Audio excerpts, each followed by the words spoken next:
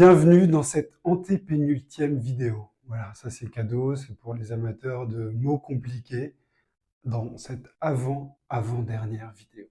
On a bien avancé ensemble, j'espère que tu as pris du plaisir jusqu'à présent à suivre ces formations, à faire les exercices, pas par contrainte, mais par goût de progresser. Aujourd'hui, on va aborder un thème qui est un petit peu tabou chez les écrivains, qui est celui qui consiste à traverser le blocage. Déjà, je te rassure, on a tous des blocages. Tous les auteurs ont des blocages. Quand j'ai des blocages, je me justifie en me disant, c'est une période que j'utilise pour m'inspirer. Et c'est important. Ce qui n'empêche pas de continuer à écrire tous les jours. Mais pas forcément sur le roman sur lequel je travaille en ce moment. Le blocage, qu'est-ce que c'est? C'est cette page blanche qui revient, c'est cette idée qui ne vient pas.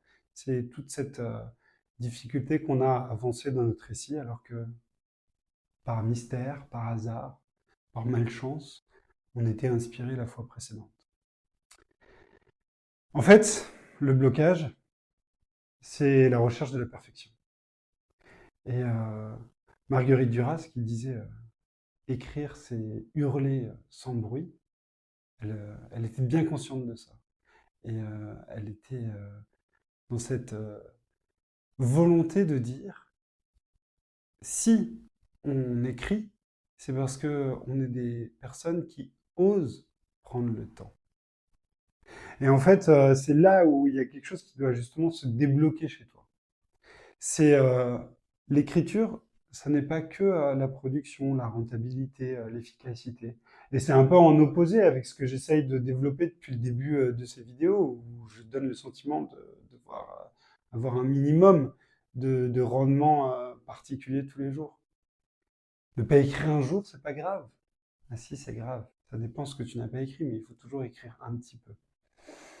En fait, l'activité slow life de l'écriture, comme faire un puzzle, c'est oser prendre le temps. Et il y a des outils, des moyens pour traverser les blocages, très techniques, très simples. Par exemple, Georges Perec, qui a écrit La disparition.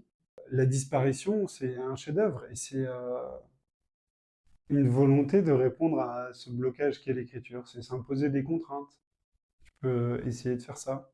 Ça paraît contre-instinctif parce que tu te dis bah, déjà que je galère, pourquoi est-ce que je me mettrais en plus des difficultés supplémentaires? Bah, si, c'est ça qui va t'aider.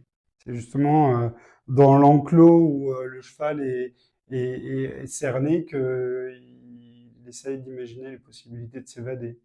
Alors que s'il est dans une prairie à champ ouvert, il ne se rend pas compte qu'il a quand même des limites à son espace. Voilà, ça c'est traverser le blocage, c'est essentiel et il y a beaucoup qui a été distillé dans les vidéos précédentes, quand je te parlais de Zola, quand je te parlais de Stromae, il fallait déconstruire l'image de la fulgurance de l'écriture.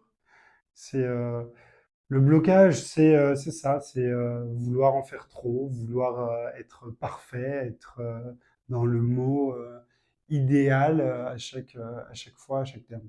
Donc, n'hésite pas à faire des erreurs, n'hésite pas à te tromper, à rater, à faire des grossièretés, à aller au-delà de ce que tu imagines d'habitude, c'est-à-dire mettre des mots vulgaires dans un personnage qui ne l'est pas à d'autres moments de ton récit, changer radicalement des choses quand tout te paraît trop établi. Voilà, ça c'est les conseils que je peux te donner pour traverser le blocage. Et puis, un autre conseil très concret, et ce sera l'exercice du jour. Souviens-toi que je t'avais proposé d'acheter ou de recycler un vieux carnet au début de ces vidéos. Et bien maintenant, c'est l'occasion de l'utiliser. Pour toi, l'exercice qui commence maintenant, c'est un exercice qui va durer, je l'espère, tout au long de ta vie, au moins. Et puis dans celle d'après, peut-être. En tout cas, quelques semaines ou quelques mois en fonction de la discipline que tu t'imposeras dans l'écriture.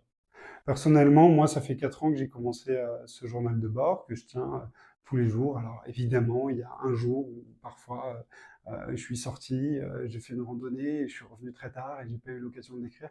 Bah, le lendemain, j'écris 2 jours et je rattrape très vite. Je laisse pas une semaine défiler sans avoir tous les jours eu combat pour faire en sorte que l'écriture soit quotidienne dans ma vie.